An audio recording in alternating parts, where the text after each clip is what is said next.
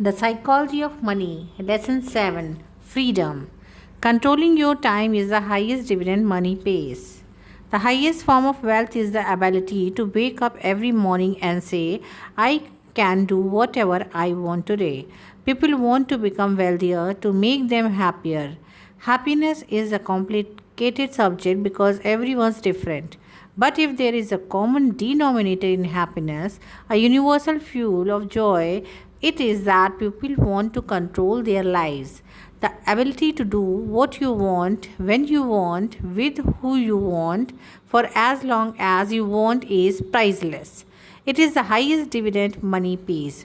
Angus Campbell was a psychologist at the University of Michigan, born in 1910.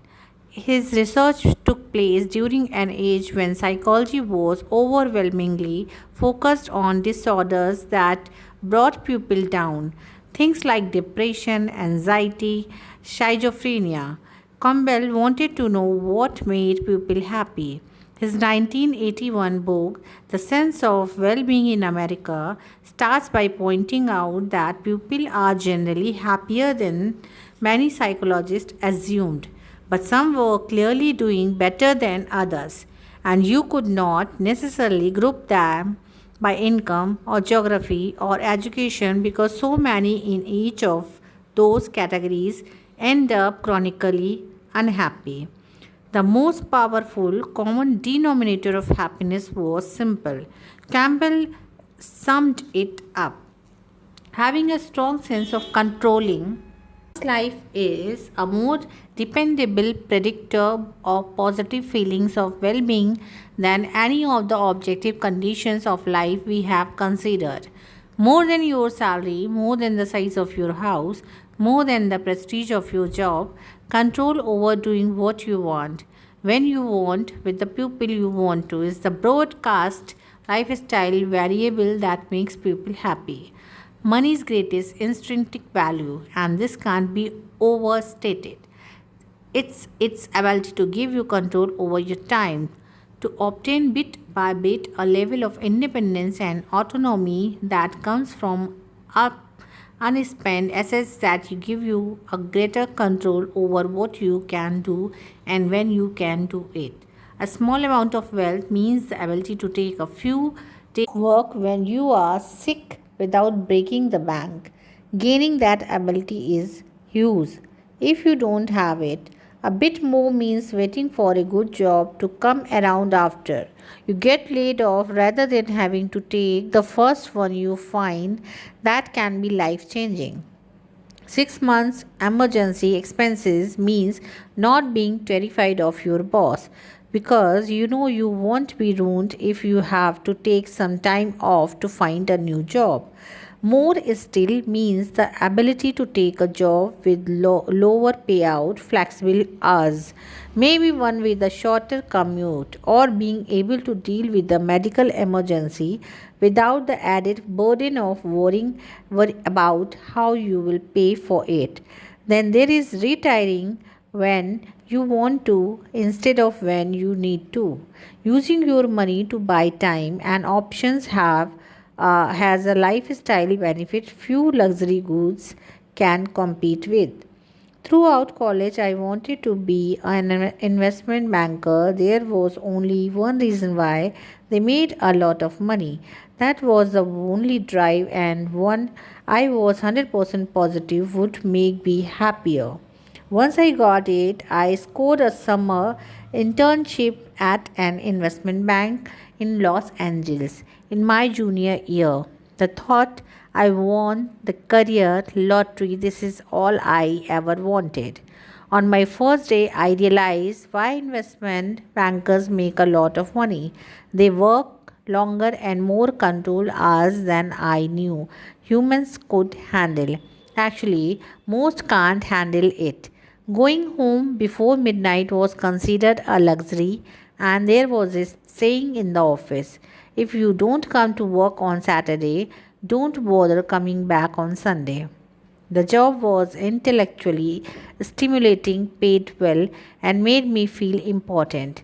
But every waking second of my time became a slave to my boss' demands.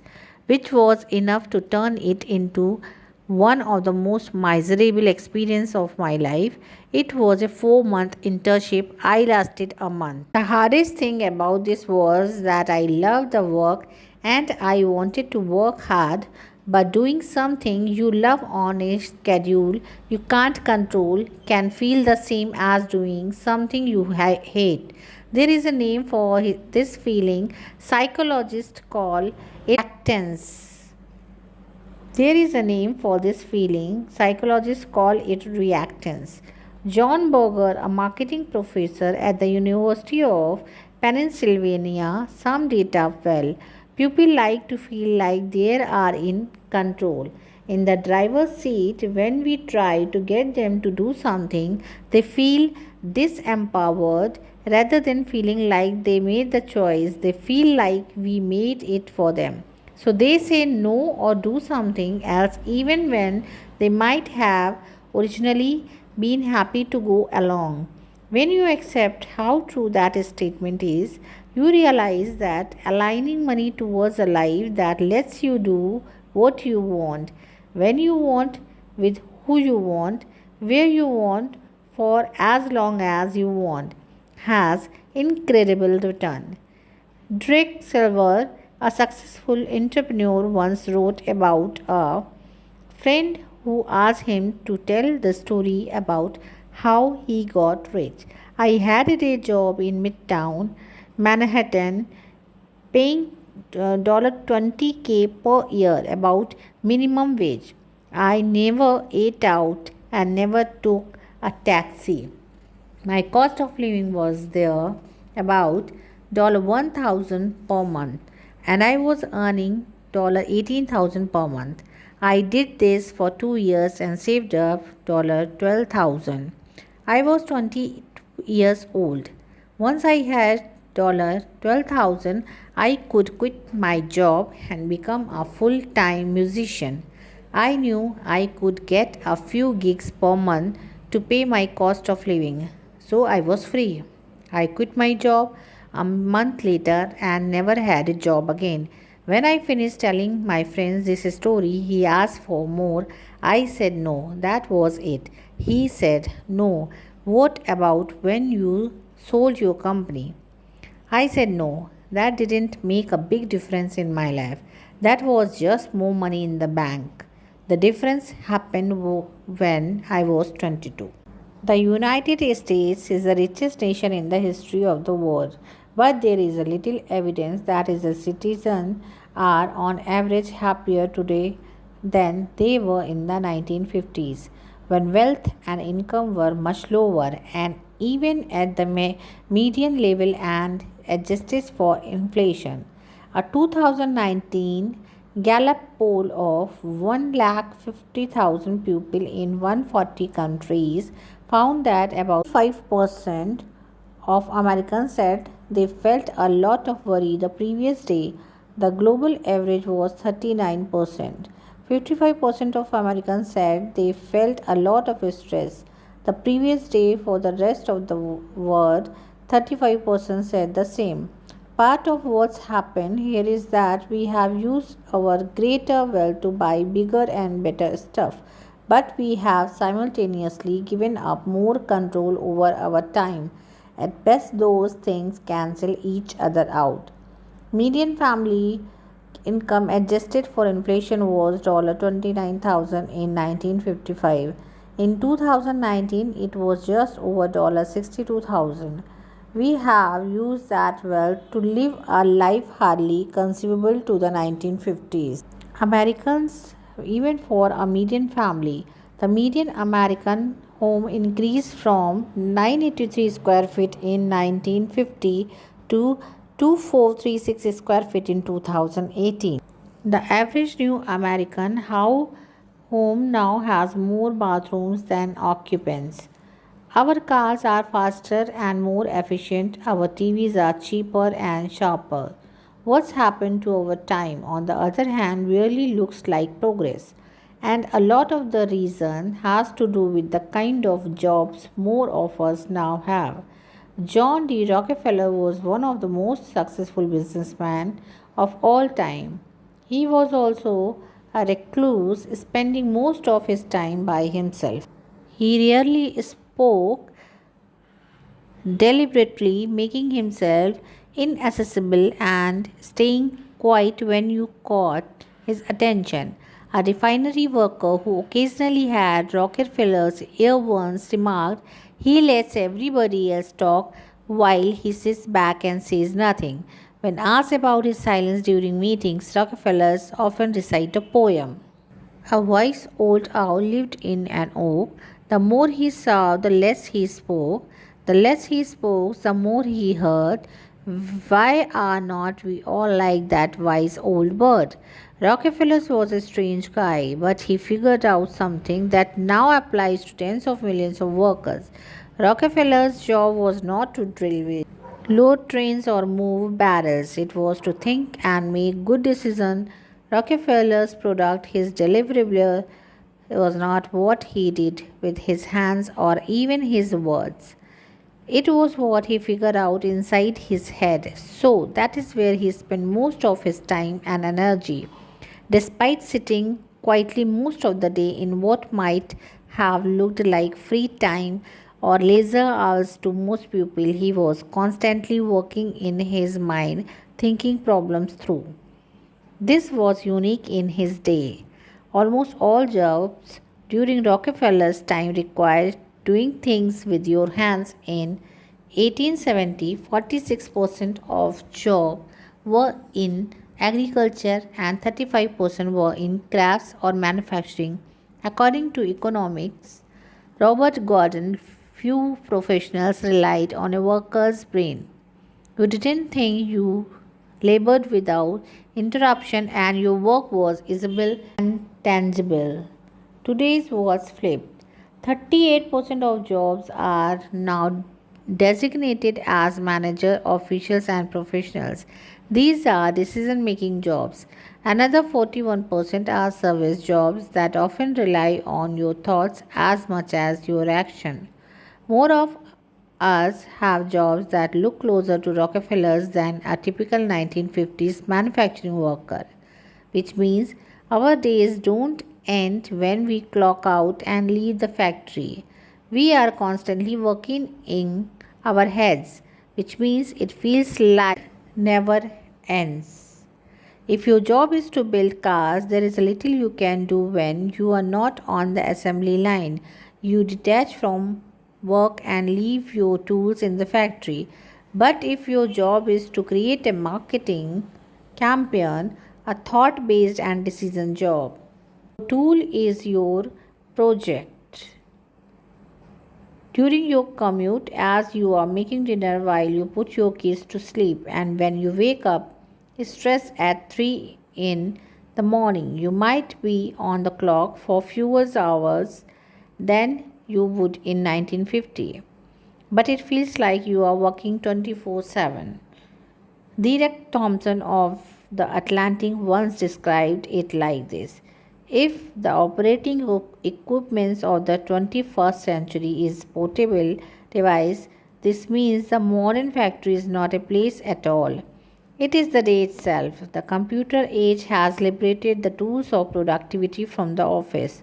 Most knowledge workers whose laptops and smartphones are portable all purpose media, making machines out theoretically be as productive at 2 p.m. in the main office as at 2 a.m. in the Tokyo we work or at midnight on the couch.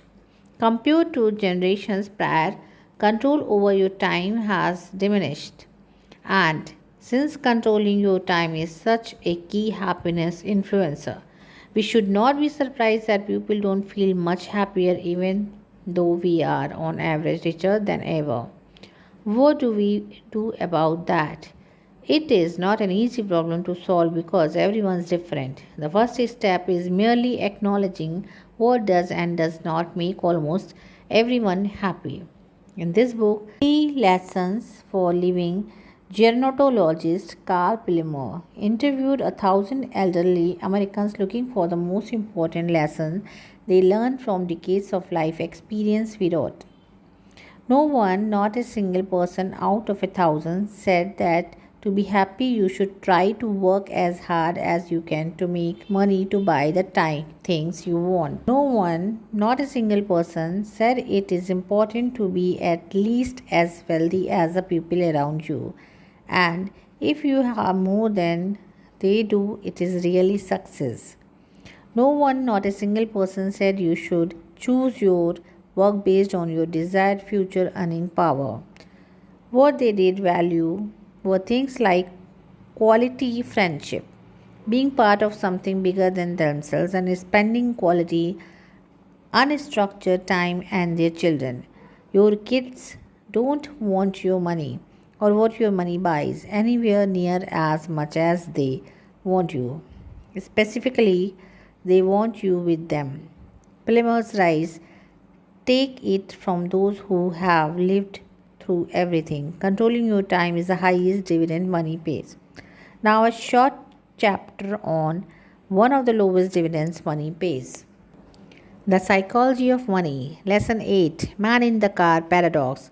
No one is impressed with your possessions as much as you are. The best part of being a valet is getting to drive some of the coolest cars to ever touch pavements. Guests came in driving Ferraris, Lamborghinis, Rolls Royces, and the whole aristocrat fleet.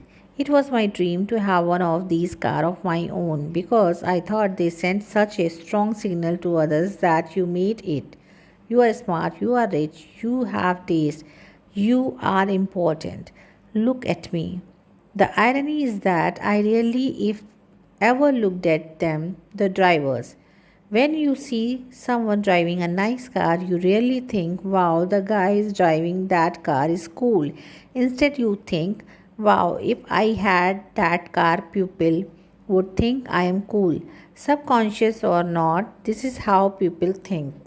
There is a paradox here. People tend to want wealth to signal to others that they should be liked and admired. But in reality, those other people often bypass admiring you. Not because they don't think wealth is admirable, but because they use your wealth as a benchmark for their own desire to be liked and admired. The letter I wrote after my son was born said, you might think you want an expensive car, a fancy watch, and a huge house, but I am telling you, you don't. What you want is respect and admiration from other people. And you think having expensive stuff will bring it. It almost never does, especially from the people you want to respect and admire you. I learned that as a valet when I began thinking about all the people driving up to the hotel in their Ferraris, watching me gawk. People must gawk everywhere they went, and I'm sure they loved it. I'm sure they felt admired. But did they know I did not care about them or even notice them? Did they know I was only gawking at the car and imagining myself in the driver's seat?